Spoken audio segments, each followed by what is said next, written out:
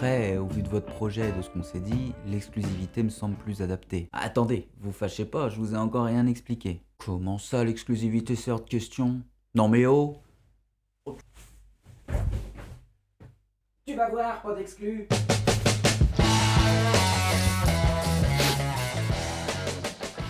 Bonjour à tous et bienvenue sur cette chaîne dédiée en exclusivité à l'immobilier. Et aujourd'hui, je vais vous aider à décider quel professionnel choisir et quel mandat signer.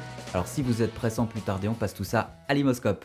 À ce stade, si vous avez suivi la vidéo sur l'estimation, si vous ne l'avez pas vue, c'est le moment d'aller y faire un tour. Vous devriez avoir un bon prix de vente en ayant fait appel à quelques professionnels pour estimer votre maison. L'intérêt d'avoir pris 3 ou 4 agences pour estimer votre maison, c'est de vous donner un ordre d'idée pour éviter de tomber dans le panneau d'agences qui auraient surestimé votre bien afin de flatter votre ego. Dans le choix du professionnel, vous pouvez déjà rayer ceux qui ont mal estimé votre maison et qui ne sont pas dans la fourchette moyenne. Si par exemple 3 agents vous proposent 300 000 € net vendeur et que le quatrième vous propose 340, la pire chose à faire, ça va être de sélectionner celui qui vous en propose 340. Parce que comme on l'a vu dans les vidéos précédentes, si vous sélectionnez un prix trop élevé par rapport au marché, votre maison mettra énormément de temps à se vendre si elle se vend et vous irez éventuellement de baisse de prix en baisse de prix jusqu'à parfois, quand vous êtes dans l'obligation, vendre en dessous du prix de la valeur de votre bien. Donc très mauvaise stratégie, ne tombez surtout pas dans ce piège d'apparence très tentant. Mais si je vous le dis, c'est que je le vois quasiment quotidiennement. Il nous reste donc dans notre sélection 3 agents qui ont correctement estimé votre maison. Alors comment faire un choix parmi ces 3-là? Avant de choisir une agence ou un réseau, vous choisissez avant tout une personne, la personne qui va s'employer à vendre ce que vous avez potentiellement de plus précieux. Votre choix doit donc se porter sur une personne qui vous inspire un minimum de confiance. C'est donc une question de ressenti. Posez-vous simplement la question: sur ces 3 agents-là, lequel je vois le mieux vendre ma maison? Outre la personne, votre objectif premier, c'est de vendre. Dans votre sélection de professionnels, faites donc votre choix en fonction des services qui vous seront proposés. En toute logique, les personnes auxquelles vous aurez fait appel vous les auront présentées. Si un agent ne l'a pas fait, c'est peut-être un indice sur la personne à éliminer dans votre choix. L'idée, c'est de savoir qu'est-ce que concrètement ils vont mettre en place pour vendre votre maison. Dans la liste de leurs services, ils vont vous proposer également plusieurs mandats. Alors lequel choisir? Je vous explique ça tout de suite. Déjà, un mandat, qu'est-ce que c'est? Un mandat est un contrat que vous allez passer avec un professionnel. Vous allez vous engager à lui confier la vente de votre maison et pour y parvenir, celui-ci va s'engager à mettre en œuvre des prestations comme on l'a vu précédemment. Pour vendre, plusieurs stratégies sont à votre disposition. Sachez que le prix et la stratégie commerciale adoptée sont les 2 leviers les plus importants pour vendre. Nous avons déjà vu le prix, maintenant, pour réussir votre vente, nous allons voir la stratégie à travers 2 types de mandats qui regroupent plus de 80% des ventes. Pour aboutir à une vente, contrairement à ce que beaucoup aimeraient vous faire croire, il n'y a pas de bon ou de mauvais mandats. Il y a simplement de bons ou de mauvais professionnels. Ici, nous allons nous concentrer sur les 2 plus connus, le mandat simple et le mandat exclusif. D'abord, le mandat simple. Ce mandat en séduit plus d'un en général car il est souvent associé à la liberté. Il vous permet de confier la vente de votre maison à plusieurs agences en même temps et vous offre aussi la possibilité de la vendre vous-même. Trop bien, plus d'agences, plus de résultats?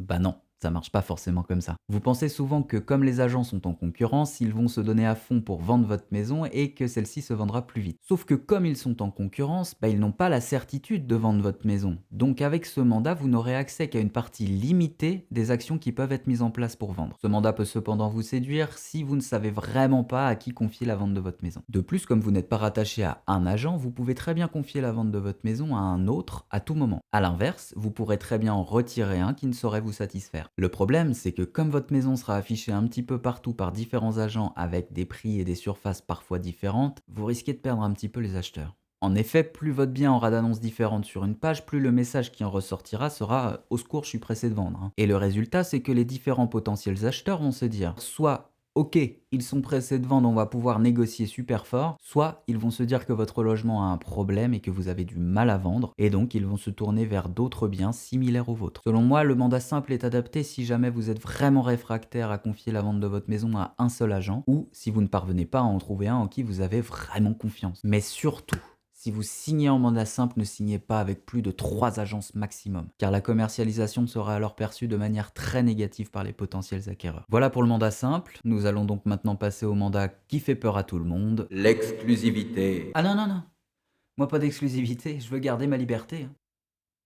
Mais vous voulez être libre ou vendre votre maison? Plus sérieusement, je peux comprendre car vous lier exclusivement à un seul agent peut être une cata si vous faites confiance à la mauvaise personne. Comme je vous l'ai dit en début de vidéo, il ne vous faut pas signer avec une structure, mais bien avant tout avec une personne. Car il y a deux types d'agents face à une exclue. Bon, j'ai signé l'exclu, je suis tranquille. Bon, ça sonne pas, je vais me faire un petit golf, moi.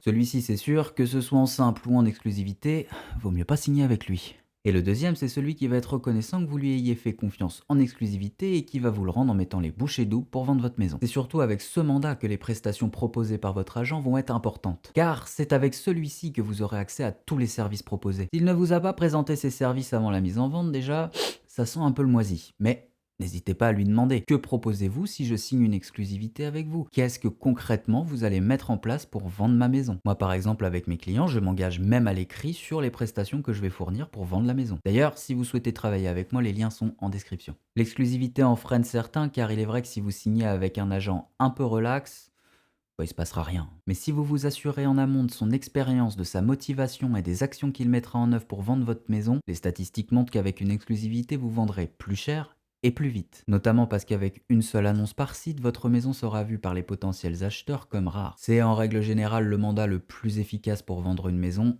encore faut-il tomber sur le bon agent. Petite précision, concernant les honoraires, que ce soit en simple ou en exclusivité, en règle générale, les agences pratiquent les mêmes barèmes. Une exclusivité ne sera pas plus chère, car on pourrait se dire que comme il y a plus d'actions mises en place, ça justifierait des honoraires plus élevés, mais contrairement au simple, avec l'exclusivité, l'agent est sûr de vendre votre maison. D'ailleurs, si vous voulez en savoir un peu plus sur les honoraires, je vais répondre à toutes vos questions dans la prochaine vidéo. J'espère que vous avez tout compris, on va faire un petit bilan. Pour résumer, les avantages du mandat simple sont une grande liberté, vous pouvez confier la vente à autant d'agences que vous le voulez et même vendre vous-même, plus de flexibilité car vous pouvez à tout moment démandater un agent qui n'est pas efficace. Ces inconvénients cependant sont des services limités, vous n'aurez accès qu'à quelques services proposés, plus de négociations car les signaux que vous envoyez aux potentiels acheteurs donnent la sensation que vous êtes pressé de vendre, une vente en moyenne plus longue car vous donnez aux potentiels acheteurs la sensation que vous n'arrivez pas à vendre. Du côté de l'exclusivité, ces avantages sont un accès à tous les services proposés pour vendre votre maison, une vente en moyenne plus rapide, peu voire pas de négociation car votre agent est en capacité de mettre en concurrence tous les potentiels acheteurs. Les points négatifs de l'exclusivité en revanche sont moins de liberté, vous ne pouvez pas signer avec plusieurs agences et vous ne pourrez pas non plus vendre vous-même si l'occasion se présente. Ce que je vais appeler l'inconvénient mauvais agent, c'est-à-dire si vous signez une exclusivité avec un agent qui ne se donne pas les moyens de vendre votre maison, vous êtes rattaché à lui pour une durée en général de 3 mois. Petit aparté, vous pouvez très bien demander une exclusivité sur n'importe quelle durée. Si vous voulez une exclusivité sur une durée de 1 mois, vous pouvez très bien, rien ne vous en empêche. Voilà, j'espère vous avoir aidé à mieux comprendre les mandats. Si c'est le cas, n'hésitez pas à la gratifier d'un somptueux pouce bleu, partagez-la à vos amis et abonnez-vous. Si vous avez d'autres questions, n'hésitez pas à les poser dans l'espace commentaire, je me ferai un plaisir de vous répondre. Quant à moi, comme d'habitude, je vous dis bien le boujou, à très bientôt pour une prochaine vidéo sur les honoraires. Qui paye quoi, combien ça coûte, bref, plein de questions passionnantes. Adé.